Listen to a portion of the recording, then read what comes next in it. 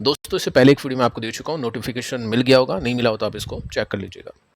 सो आज की मार्केट आपने देखी, एशियन मार्केट ने किस तरह से परफॉर्म किया, काफ़ी बड़ी गिरावट के साथ में क्लोजिंग मिली है। नेस्डेक का जो फ्यूचर है वो भी हमने देखा, सजेशन ये था कि नेस्डेक नीचे ओपन हो सकता है, लेकिन हुआ क्या है, डाउ जोन्स में फिलहाल रिकवरी है, गैप डाउन के साथ में खुला था। नेस्डेक की बात करें तो नेस्डेक भी रिकवर हो चुका है। फैंग की बात करें तो फैंग अभी 1% के साथ में तेज है। अब देखिए दोस्तों, एक क्वेश्चन करना चाहूँगा, वैसे कमेंट में मुझे एक ही कमेंट मिला इसका, अगर आप चाहते हो इसके ऊपर डिस्कशन तो नीचे येस लिख देना। अभी देखिए यूएस मार्केट में इन्वेस्ट करने के लिए अपने पास में दो ऑप्शन है। पहला ऑप्शन है इंडियन जो ईटीएफ है वो खरीदना, बट वो क्या है, प्रीमियम पे है, 15% 20%। सेकेंड ऑप्शन है कि हम किसी एक ब्रोकिंग एप्लीकेशन का यूज करके यूएस मार्केट के अंदर जो ईटीएफ है, वहां पे भी तो लोग हैं जो ईटीएफ में इन्वेस्ट करते हैं, अगर उनको नेस्डेक खरीदना है या फैंग खरीदना है, तो उस ईटीएफ के अंदर प्रीमियम नहीं है, 0% का प्रीमियम है। तो क्या हम वहां पे इन्वेस्ट करें? क्योंकि वहां पे इन्वेस्ट करेंगे तो टैक्स थोड़ा सा ज़्यादा पे करना पड़ेगा, थोड़ा सा कॉम्प्लेक्स होगा, जटिल होगा वहां पे इन्वेस्ट करना। सो क्या सही है, उसके ऊपर डिस्कशन हो तो आप नीचे येस लिख सकते हैं। ठीक है। अब देखिए ब्रेंट अभी का बहुत इंपॉर्टेंट फैक्टर बन चुका है। ब्रेंट आज क्रैश हुआ है, तकरीबन 5% का झटका इसमें लगा है।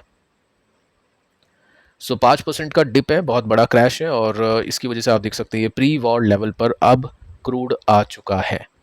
सो काफ़ी अच्छी न्यूज़ है।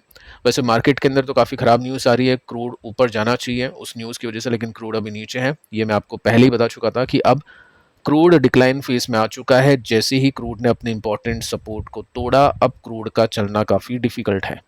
जब तक कुछ सीरियस अटैक नहीं होगे, पावर प्लांट या फिर कुछ ब्रिजेस नहीं उड़ेंगे ईरान के, जब तक क्रूड नहीं चलेगा, ये हम सोच सकते हैं। ठीक है, आप देख सकते हैं ये जो पैटर्न है गिरावट का आपको दिखाई देगा, और साथ में हम टेक्निकल सपोर्ट देखें तो यस, यहाँ पे आप सिंपली नोट कर सकते हैं वीकली सपोर्ट था और ये टूट गया। उसके बाद से काफ़ी बड़ी गिरावट चल रही है, वन वे में क्रूड आपको गिरता हुआ दिखाई देगा। अब आपको बताइए यूएस का जो बेनिफिट है क्रूड से काफ़ी अच्छा है, क्योंकि वो क्रूड एक्सपोर्ट कर रहा है, और साथ में ईरान का भी आपको बताइए सीन, ईरान को जितने भी पैसे मिल रहे हैं वो क्रूड की वजह से मिल रहे हैं, ऑयल एक्सपोर्ट करने की वजह से मिल रहे हैं, सैंक्शंस भी कुछ हटे हैं, और साथ में प्राइजेस भी काफ़ी इंक्रीज हो चुके थे। तो ईरान ये चाहता है कि क्रूड का जो प्राइस है वो ऊपर रहे, जितना ऊपर रहेगा ईरान के लिए वो अच्छा है। और ईरान क्या कर सकता है, स्ट्रेट ऑफ हॉर्मुज बंद कर सकता है या फिर कुछ अटैक कर सकता है, जिसकी वजह से क्रूड ऊपर जाएगा। तो फिलहाल दोस्तों न्यूज़ यही आती है कि ईरान ने अटैक कर दिया एक कार्गो शिप के ऊपर। कोशिश जारी है कि क्रूड ऊपर जाए, बट हो नहीं पा रहा है। ईरान ने अटैक कर दिया कार्गो शिप पे। ये टेस्टिंग है Trump deal to reopen strait. इसका सिंपल सा मतलब यह है कि ईरान अभी शो करना चाह रहा है कि अभी भी जो कंट्रोल है सिक्योरिटी की, जो भी कमान है स्ट्रेट ऑफ हॉर्मुज की, वो ईरान के हाथ में है। यानी क्रूड का जो प्राइस है वो ईरान के हाथ में है।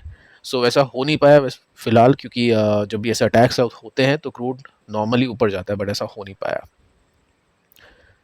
सो वार्निंग ये दी थी कि कमर्शियल जो शिप है, अगर अप्रूवल आपने नहीं लिया तो आप सेफ नहीं हो, आपको अटैक किया जाएगा। ये मैं आपको पहले ही बता चुका था कि अप्रूवल लेना पड़ेगा, उसके बाद ही शिप आ सकती है, और उसके लिए 48 आवर्स पहले आपको अप्रूवल लेना पड़ेगा। सो ये ईरान जस्ट बताने की कोशिश कर रहा है कि कमान हमारे हाथ में है, लेकिन अच्छी बात यह है कि क्रूड के ऊपर इसका कोई भी इम्पैक्ट देखने को नहीं मिल रहा है, विच इज़ वेरी पॉजिटिव। सो यही दोस्तों एक रीज़न है जिस वजह से मैं आपको कह रहा हूँ कि ब्रॉडर मार्केट अब सही हो चुका है। ब्रॉडर मार्केट के अंदर जो भी अगर लॉन्ग टर्म इन्वेस्ट करना चाहता है, डेफिनेटली वो मार्केट को थोड़ा सा पॉजिटिवली देखेगा, और मोमेंटम प्ले करना चाहता है तो वो आपको पता ही है, टेक्निकल फंडामेंटल यानी क्वार्टर वन के रिजल्ट और टेक्निकल चार्ट आपको देखने होंगे। एक और अपॉर्चुनिटी हम बोल सकते हैं या फिर हम डिस्काउंट बोल सकते हैं जो गोल्ड में चल रहा है। आज तो चलो ठीक है 1% ऊपर है, सिल्वर की बात करें 2-3% ऊपर है, लेकिन गोल्ड एंड सिल्वर के बीच में आपको डिफरेंस पता ही है। गोल्ड फिर भी काफ़ी सही है इन्वेस्टमेंट के लिए, पोर्टफोलियो के लिए, क्योंकि गोल्ड का जो काम है वो हेज करना होता है। आपका जो इन्वेस्टमेंट है उसका रिस्क कम कर देता है, एक तरह से आपका इंश्योरेंस है गोल्ड। अभी मार्केट के साथ ही चल रहा है, लेकिन आगे चल के डेफिनेटली हो सकता है मार्केट के अपोजिट चले और जो भी गिरावट हो वो उसमें थोड़ा सा आपको क्वेश्चन मिले। गोल्ड का पैटर्न ये कहता है कि गोल्ड 25-30% गिरता है, यहाँ पे 25-30% गिरता है, अभी भी 30% की गिरावट हो जाएगी अगर ये अपने बॉटम पे आता है। तो आज तो आई थिंक ये 25% नीचे होगा ऑल टाइम हाई से, ETF की बात कर रहा हूँ मैं। सो जब भी 30% की गिरावट है, अगर हम देख चुके हैं कि पास्ट के अंदर 30% का बॉटम बना है, तो 20%, 25%, 30% यहाँ से एक्यूमुलेशन इन्वेस्टर्स नॉर्मली शुरू कर देते हैं। लोग गलती क्या करते हैं, जब हाइप होता है, जब तेजी बनती है, उसके अंदर फिर निवेश करते हैं, फिर वो अटकते हैं। जैसे यहाँ पे आपने देखा कई टाइम तक चला था, उसके बाद में ये हमने यहाँ पे तेज़ी देखी, उसके बाद में ये तेज़ी देखी। लेकिन जब ठंडा होगा गोल्ड या कोई भी एसेट क्लास, तो वहाँ पे लोग देखते नहीं हैं। सो अगर कोई गोल्ड देखना चाहता है तो यह सभी एक डिसेंट डिस्काउंट के साथ में अवेलेबल है। सिल्वर तो टेक्निकली देखना पड़ेगा, but gold definitely buy on dip के लिए अच्छा एक एसेट बन जाता है।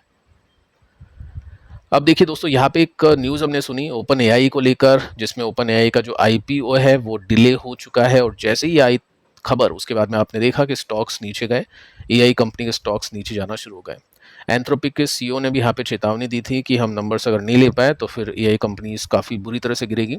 और ये एक हम बोल सकते हैं एक नेगेटिव फैक्टर अभी साबित हो रहा है कि क्या वाकई में एआई कंपनीज में बबल है क्या। ओपन एआई ने क्यों डिले कर दिया? देखो 2026 चल रहा है, इसके एंड में ओपन एआई लिस्ट होने वाला था, लेकिन अब 2027 यानी अगले साल होगा। अब वो भी कब होगा, मिड में होगा या स्टार्टिंग में होगा या एंड में होगा, वो किसी को नहीं पता है। सो इसके बेसिस पे हम क्या कर सकते हैं? देखिए, अगर एआई कंपनी के स्टॉक्स गिरेंगे तो आईटी कंपनीज के स्टॉक्स चलते हैं नॉर्मली, और आईटी कंपनीज अभी काफ़ी नीचे भी हैं। तो जो भी यहाँ पे इन्वेस्ट कर रहा है वो कॉन्ट्रा बायर है, मतलब मार्केट के अपोजिट जाके निवेश कर रहा है, जिसमें उम्मीद वो नहीं करेगा कि मुझे रिटर्न अभी बनेगा। वो उम्मीद करेगा 5 साल बाद या 6-7 साल बाद मैं सही साबित होऊंगा तो मैं अच्छे रिटर्न्स कमाऊंगा बाकियों के कंपैरिजन में। तो आईटी कंपनीज में अगर आपको निवेश करना है तो पेशेंस आपके पास में होना चाहिए, और ये नहीं है तो फिर आपको आईटी कंपनी से दूर रहना चाहिए। अब निफ्टी आईटी आप देख चुके हैं, नीचे हैं। ईटीएफ एक साधन होता है आईटी कंपनी में इन्वेस्ट करने का, लेकिन स्टॉक सिलेक्शन अगर किसी को करना है तो वो सिंपल सा देखेगा कि अभी क्या सीन चल रहा है। एक साल में आईटी सेक्टर ने 28% नेगेटिव रिटर्न्स दिए हैं।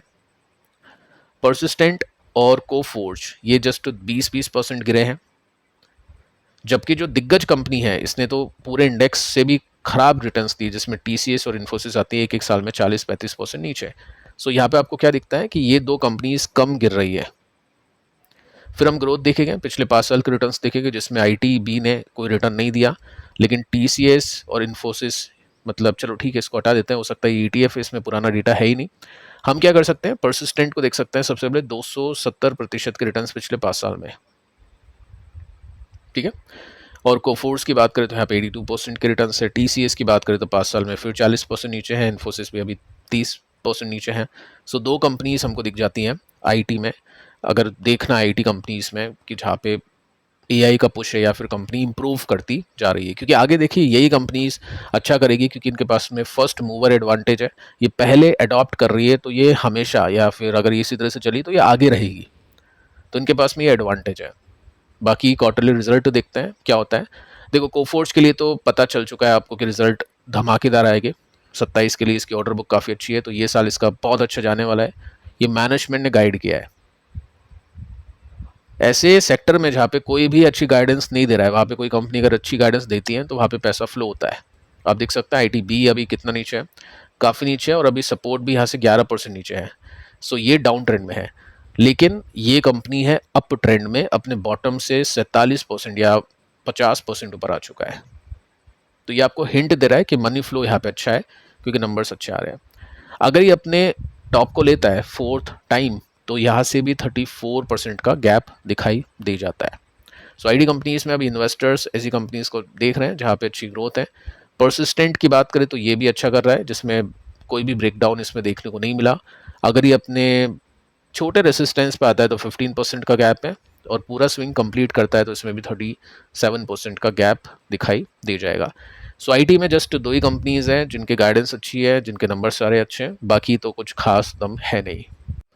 सो फिलहाल दोस्तों इस वीडियो में इतना ही, मिलते हैं कल, तब तक के लिए शुभ रात्रि।